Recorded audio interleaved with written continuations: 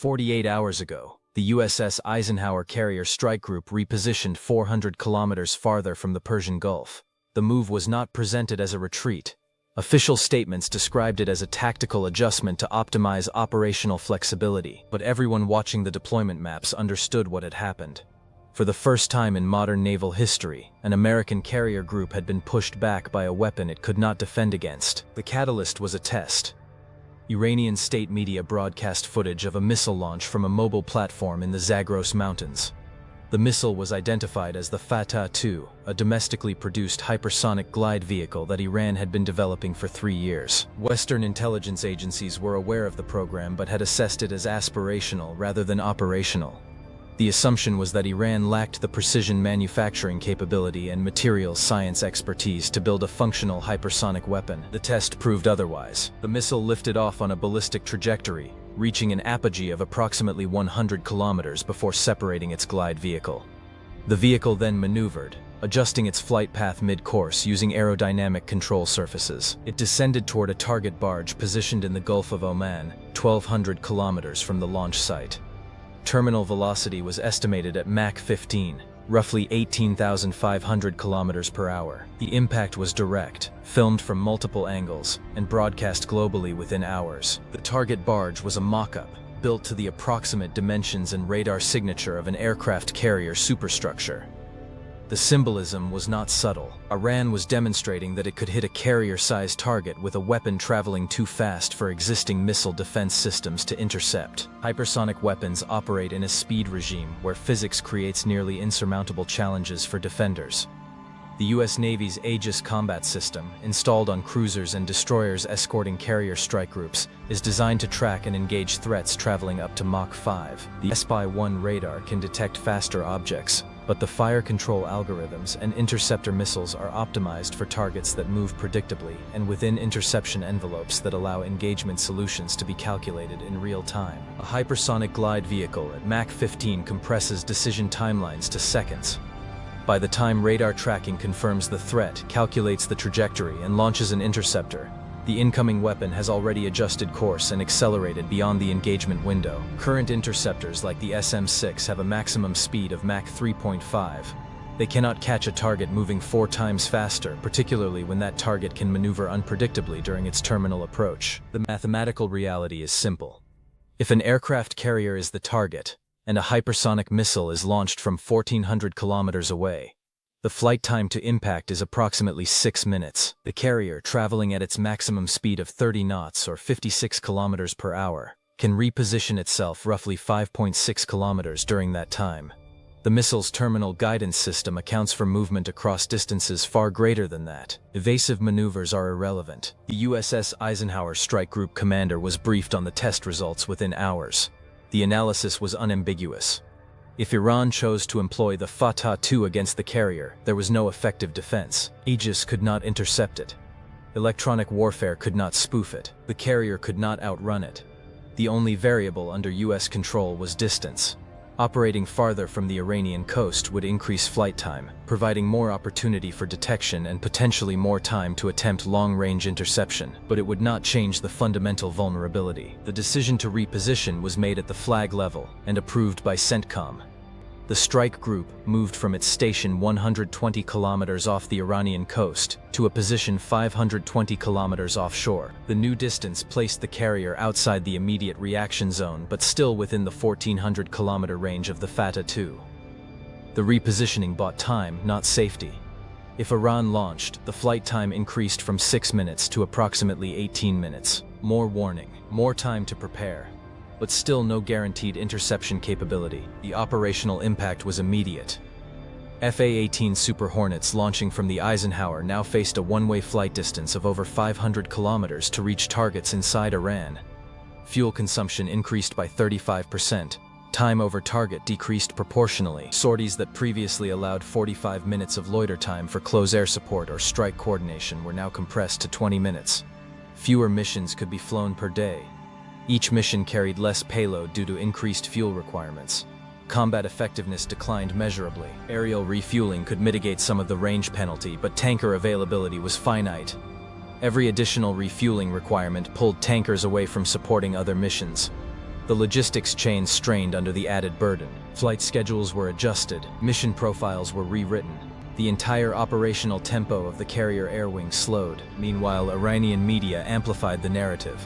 The test was described as a defensive breakthrough that neutralized American naval power projection. Commentary emphasized that the carrier, long the symbol of U.S. military dominance, could now be held at risk by a missile costing a fraction of the ship's $13 billion price tag. The cost exchange calculus was emphasized repeatedly. One Fateh II missile, estimated at $10 to $15 million to produce, could potentially mission kill or sink a carrier worth 1,000 times that amount, and carrying 5,000 personnel. Western defense analysts debated the test's implications. Some argued that the Fateh II was a prototype and that mass production at scale was unlikely. Others pointed out that even a small inventory of operational hypersonic missiles would fundamentally alter the risk calculation for carrier deployments. A carrier group could defend against aircraft, cruise missiles, and even ballistic missiles with some confidence. But a hypersonic weapon traveling at Mach 15 with terminal maneuverability was a different category of threat. The Pentagon's public response was measured.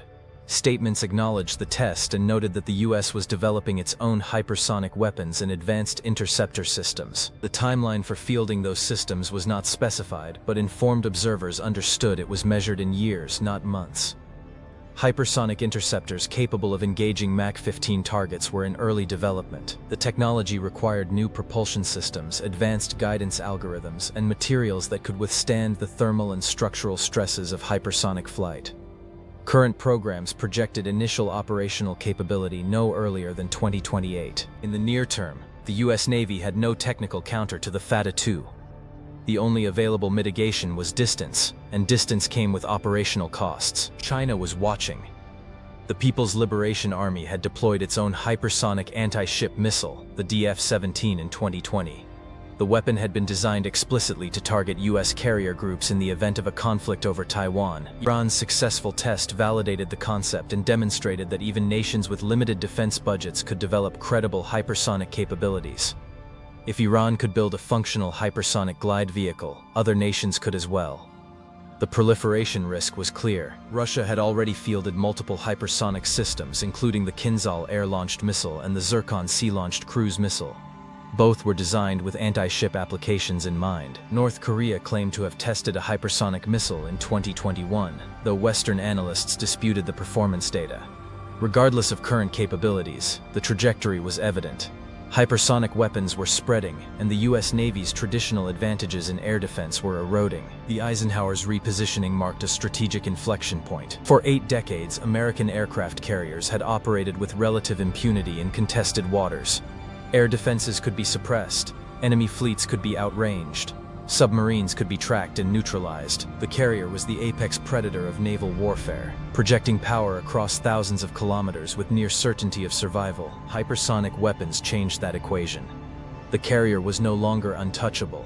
It could be held at risk by a missile launched from over 1,000 kilometers away, traveling too fast to intercept, and capable of maneuvering to defeat countermeasures. The weapon did not need to sink the carrier to achieve strategic effect. Mission killing the flight deck, destroying the island superstructure, or even forcing the carrier to operate at extended range degraded its combat value substantially. Naval strategists began re-evaluating deployment doctrines. Should carriers operate closer to shore and accept the risk? Should they remain at standoff distances and accept reduced effectiveness? Should alternative platforms such as smaller, more distributed surface combatants or unmanned systems take on missions previously assigned to carrier air wings? There were no easy answers.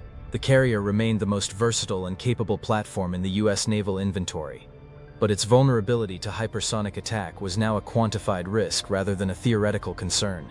And that risk was going to shape every deployment decision moving forward. Allied nations took note. Japan, South Korea, and Australia all relied on U.S. carrier presence as a deterrent against regional aggression. If carriers could be pushed back by hypersonic threats, the credibility of extended deterrence weakened. Conversations about missile defense cooperation intensified. Requests for Aegis system upgrades increased. But the hard truth remained. No current system could reliably intercept a Mach 15 maneuvering target. Iran understood the leverage it had gained. The Fateh II test was not just a technical demonstration, it was a signal. The Persian Gulf, the Strait of Hormuz, and the waters surrounding Iran were no longer safe operating areas for U.S. carriers. The Navy could still deploy there, but it would do so under the shadow of a weapon it could not counter. That constraint changed the balance of power in the region. 2 days after the repositioning, Iranian officials issued a statement. The Fatah II was described as a purely defensive system intended to protect Iranian sovereignty against foreign aggression. The statement noted that the missile had the range to reach any naval formation operating in the region and that Iran possessed sufficient inventory to conduct sustained operations if necessary. The exact number of missiles was not disclosed, but the implication was clear. This was not a single prototype, it was an operational capability. Satellite imagery analyzed in the days following the test showed increased activity at Iranian missile production facilities. New components were being moved into assembly halls. Mobile launchers were being relocated to hardened shelters. The infrastructure supporting the Fatah II program was expanding, not contracting. The USS Eisenhower remained at its new station, 400 kilometers farther from the coast than it had operated the previous week. Flight operations continued. Missions were flown, but the tempo was different. The confidence was different. The era of unchallenged carrier dominance had encountered a hard limit, and everyone involved understood that the limit was not going away.